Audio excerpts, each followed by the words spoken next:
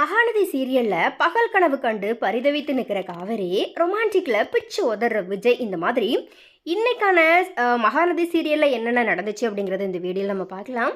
So Kaveri இருக்கிற இடத்துக்கு சிட்டுக்குருவி போல பறந்து வந்து விஜய் பார்த்தீங்கன்னா இப்போ காதல் லீலைகளை பண்ணிட்டு வராரு.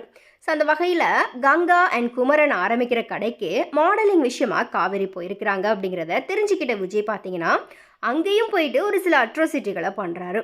அதாவது மாடலிங் விளம்பரம் பார்த்தேன், அதில் நான் நடிக்கிறதுக்காக வந்தேன் அப்படிங்கிற மாதிரி சொல்கிறாரு. உடனே அங்கே இருக்கிறவங்க விஜயை பார்த்ததும் இவர் மாடலிங்கை விடவும் ஹீரோ மாதிரி இருக்கிறாரே அப்படிங்கிற மாதிரி புகழ்கிறாங்க. இவரையே மாடலாக வச்சுக்கலாம் அப்படிங்கிற மாதிரி சொல்லும்போது காவேரி அதெல்லாம் ஒன்றும் தேவையில்லை அப்படிங்கிற மாதிரி சொல்கிறாங்க. அப்போது கங்கா விஜய் பார்த்து உங்களுக்கு என்ன தான் வேணும் அப்படிங்கிற மாதிரி கேட்குறாங்க.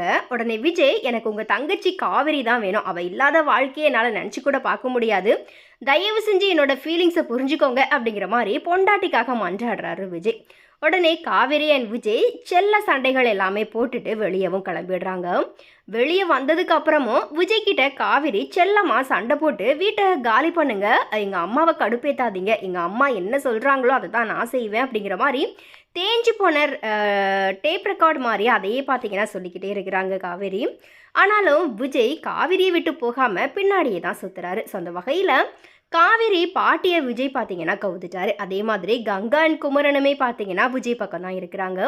இருந்தாலும் சாரதாவுக்கு தெரிஞ்சிச்சு அப்படின்னா எதனா பிரச்சனையாகும் அப்படிங்கிற பயத்தில் எல்லாருமே அமைதியாக விஜயை வெறுக்கிற மாதிரி நடிச்சிட்டு இருக்கிறாங்க. காவேரி அப்படி தான் நடிக்கிறாங்க. விஜய் வீட்டில் லைட் இல்லை, ஆளை காணோம் அப்படிங்கிற பயத்தில் காலி பண்ணிட்டாரோ அப்படிங்கிற நினைப்பில் பார்த்தீங்கன்னா ஓனர்கிட்ட எல்லாமே விஜய் பற்றி கேட்குறாங்க. அந்த நேரத்தில் விஜய் வந்துட்டதுனால காவேரி பார்த்தீங்கன்னா வெக்கத்தில் உள்ளே போயிடுறாங்க. அதுக்கப்புறமா காவேரி நம்மளை பற்றி தான் விசாரிச்சிருக்கிறா அப்படிங்கிறது தெரிஞ்சதும் விஜயுமே பார்த்தீங்கன்னா சந்தோஷப்பட்டுக்கிறாரு. அடுத்ததாக அடுப்பாங்கரையில் கங்கா சமைச்சிக்கிட்டு இருக்கும்போது குமரன் உதவிக்காக போகிறாரு. அப்போது ரெண்டு பேருமே கொஞ்சம் ரொமான்ஸ் பண்ண ஆரம்பித்தப்போ காவேரி அதை பார்த்து விஜய்கிட்ட நாம் ரொமான்ஸ் பண்ணால் எப்படி இருக்கோம் அப்படிங்கிற மாதிரி பகல்லையே கனவு கண்டு பரிதவிச்சு நிற்கிறாங்க.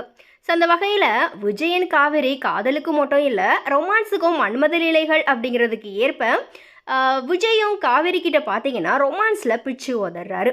ரெண்டு பேரும் அப்பப்போ பார்த்தீங்கன்னா இப்படி ரொமான்ஸ் பண்ணி கனவுலையே வாழ்ந்துட்டு வராங்க. இதில் குறுக்க நிற்கிற சாரதா மட்டும் விஜயை புரிஞ்சுக்கிட்டாங்க அப்படின்னா இவங்களுடைய காதலுக்கு யாருமே இடைஞ்சலாக நிற்க முடியாது. ஸோ இனி இது குறித்து உங்களுடைய கருத்துக்களை மறக்காம கமெண்ட்ஸில் ஷேர் பண்ணுங்கள்.